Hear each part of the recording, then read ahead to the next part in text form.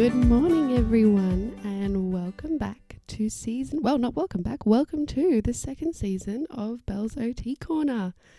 We've wrapped up our sensory season, our first sensory season, and I'm so excited to announce that our second season, we're going to be digging into all things motor development.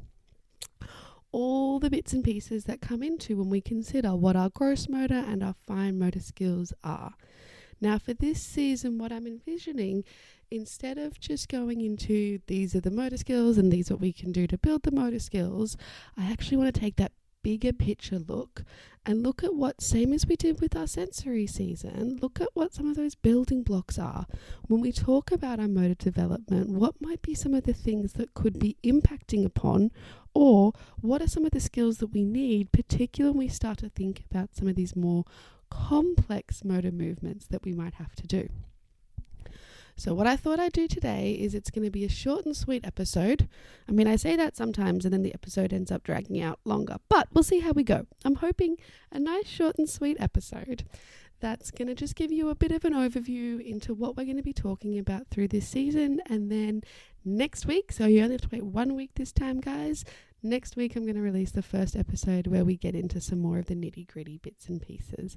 But this is just a quick little overview about what's to come, what you can expect.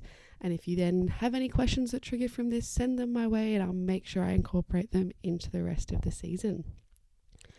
So what I want you to think about when we think about this sort of child development, milestones, motor development, gross motor skills, fine motor skills, all of these key buzzwords, and it can be quite stressful buzzwords for a lot of parents because there's lots of things that can impact upon how a child engages with their motor development and with some of their gross motor skills and fine motor skills. And so those developmental checklists can be really quite scary. They can be really helpful for some parents, but they can be really scary for other parents as well. And what I want to talk about first quickly is just that sort of bigger picture of what can impact upon our motor development. And when we think about this, our motor development is impacted by the child in the sense of what they're motivated by, if there might be a diagnosis in the mix, and what they're interested in or motivated by. It can also be impacted by the environment that they're in. And so this could be things like, do you live in an apartment or a house? Not that it's a problem either way, but do you have access to a backyard or do you go to the park? Because these are going to be different skills the child learns.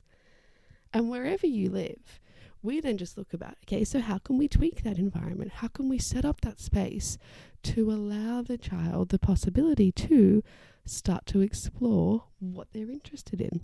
Because when we think about motor development, it's actually this stage of our lives where we're figuring out how to use our bodies to explore the world. If you think about a baby that you've got in your arms, the first thing they're going to do is start to look around. And then they might start to lift up their head and they can, I can lift my head and I can look around even more. That's kind of cool. And then we start to figure out that we've got arms and they can flap and I've got legs and they can kick. And then I might bring my legs up to my face and grab them and put them in my mouth. But then eventually we move to, I can roll over. I can be on my tummy and I can lift my head up when I'm in my tummy. Or maybe I can crawl. Maybe I skip crawling and I go straight to walking. But before I can walk, I pull to stand and I balance on standing. And it's all about how we can use our bodies to figure out different ways to interact with the world. As we get older, it might be that I get some more control in my fine motor movements. And so I can do some more precise actions. I might be getting better at being able to kick a ball and aim on a target or throw and catch a ball. And then we jump ahead again and I'm learning to balance on a scooter and ride a bike. And they're all different ways of us figuring out what my body can do and how I can use my body to interact with the world. And so regardless of the stage at which a child gets through it, I want you to keep that idea in the back of your mind that it's actually we're just helping this kid, your kid, a child in your class, figure out how they can interact with our world. And so just a quick note on that, as we do all of this, you will hear me refer back to different bits of the sensory season that we've just done, because again, we are getting that information in and then we're responding. And so that's a large motivator for us to then interact with the world. I hear a noise, and so I want to be able to turn my head and lift my body to look at that noise. And so as we're younger, our brains figure out how to coordinate all of these movements to then be able to interact in our worlds in different ways. So when we think about kids' brains are hardwired to engage in lots of learning. The amount of learning they take in is phenomenal, particularly compared to us adults. We get a little bit stuck and we start to do the same things. And that's not to say we can't learn new things. We definitely can. But the amount of learning that a child's brain goes through on day to day is just phenomenal. And so we want to make sure that we're supporting that child to be able to engage in that learning, that things aren't too tricky, that they're motivated to keep trying and keep persisting through until they can achieve it. And this is a really big one within the motor development scene, because we don't want the activities to be too physically exhausting, because then, well, who wants to do it? If I have to go to the gym and someone's going to tell me, I'm not a runner, by the way, and if someone tells me, come on, let's go to the gym, we're going to run 10K. No, not a chance. If someone says, come on, we'll run 1K, I can run 1K. I might even end up running 2 or 3. But if someone starts off and says, come on, let's go, let's run 10K, you're not getting me out of the house. Good luck. And so we always want to think about making it that just right level of challenge so that the child is willing to engage and has that sense of it's hard, but I can do it. And that's the most important bit. It's tricky, but I can do it. So jumping back to our developed milestones again, I'll refer to them a little bit throughout this season, but I do just want you guys to think about it as a bit of a guide of the progression. So we want to kind of flow through this sort of progression, because as we go through it, it helps us build some fundamental skills that we might need for a later milestone or a later goal that we're trying to achieve. But I don't want you to stress too much about the times that your child might be doing them. It's a nice indicator of if it's time to go and seek some help. But as we said before, there's so many other factors at play. And if your child does have a diagnosis, that can be attributing. And then that's when you can seek help and go and see an occupational therapist. And so we very much use them as a guide.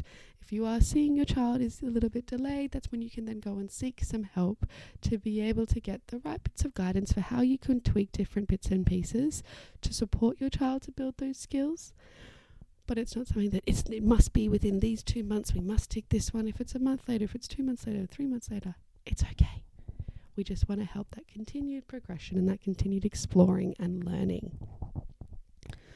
So as I said, in this season, we're going to look at some of those building blocks that the child's brain goes through as they develop these motor skills. And you might have heard some of these words before, but we're going to think about and talk about things like body awareness, motor planning, bilateral integration, crossing midline, spatial awareness, postural control, dyspraxia, hypermobility. The list is going to go on and on. And as I did before, I'll kind of clump the ones that are similar together to make it a little bit easier for you guys to understand. And for each, we're going to look at, well, what is it? So we can learn a little bit together. What does that mean practically? And in terms of those occupations, what can that impact upon? And so how can we make those tweaks and adjustments? And how can we change the way that we talk and change the way that we interact with our kids to make it a little bit easier for them to keep trying? Or what are some of the activities that I use that I find are really, really helpful in building up some of these skills? And so I want you to think about motor development, as I said before, as how a kid learns to engage with the world around them. We can break it down further into like our fine motor skills and our gross motor skills. And you tend to see that you will see that the gross motor skills initially develop a lot, and then we do a little bit of fine motor, and then we build some gross motor, and then we build some fine motor again. And as we build some more skills, our precision and our dexterity improves as well. And this is the last little bit that I wanted to touch on today, just around why we might see that. And I'll refer to it a lot throughout the season, but I want you to think about us, or your children, or adults even, as needing that really stable base of support. And the best way to think about this is kind of how a tree grows.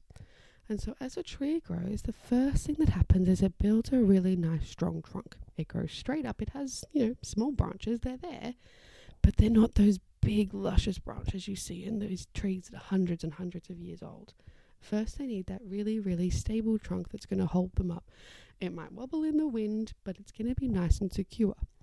For us, that's our core. We need that postural control, that core stability, that strength through our back to keep myself upright. Once we start to have that, the tree starts to grow out its branches. And as it grows taller and gets a bigger base of support, the branches grow longer and longer. But we still have some little branches when it's a smaller baby tree. And that's the exact same with kind of our arms and our legs. We flap them around at start. We do those big banging actions. We kick our legs out in every direction. But then as we build a stronger trunk and a stronger core, we start to have some more control over those movements. We start to make more deliberate movements, like reaching for a high five. Or maybe I'm starting to learn to pull to stand and walk. And we start to learn how to control my arms and my legs now that I have a nice, strong, stable core. And our core will keep building. It's not that we build a really strong core and then we do our arms. They happen together. But just think about the importance of that really strong base. Because once we have both of those and we think of our trees, the next thing that happens is those little leaves. And that's where we think about the control that we might have in our fingers. And our toes, technically. But we don't use our toes very much. More so what we do with our fingers. And this is where we might start to develop that pincer grip where we're using our thumb and our pointer finger to pick things up. And when we might start to be able to turn things over, I might be able to do a little bit of in-hand manipulation. So if I have a coin or a couple of coins in my hands, I don't need to put them all down to pick up the one that I need. I can roll them around in my fingers and find the one that I want, and I have that more precise control. Now, this is possible to do without a strong base of support and without stability through my shoulder, but it is so much harder for the body and for the brain. And so often I see kids that come in to see me and they're like, oh, I'm really struggling with my buttons and I'm struggling with this, and we can work on those. But just quietly in the background, I say to the parents, just start playing some of these games. We're just going to tweak a couple of things to help build up some of that strong base.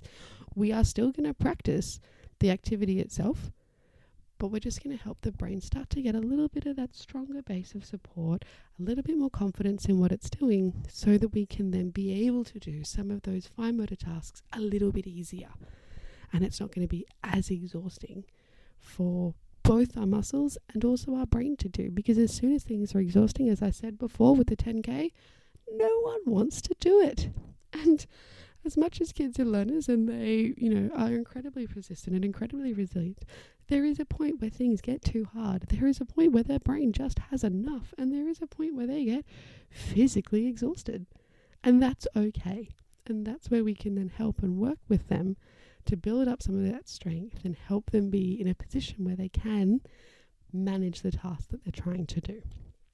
Oh, look at that, guys. I have kept it short and sweet. So I can't wait to dig into this episode with you guys, and we dig into all the different bits around what is important for those motor development skills, and what are some things that you can do at home, and what are some things that you can do at school to support these kids. And truthfully, one quick more thing. The other thing that I did mean to mention in terms of some of those environmental things is the way the world is going with technology. And technology is amazing, don't get me wrong, but technology is very addictive for children. And so you see kids that will have a preference to sit and play on the iPad instead of running around outside. And it can be a big barrier at school as well. And so some of these activities and some of these things that we talk through will be helpful for all children. So if you're thinking about things that you can do in a class, there might be 1 or 2 kids or 3 or 4 kids, or maybe even more, that you look at and go, I think we're having some difficulties in this area. But realistically, practicing this with my whole class is going to be very, very beneficial as well.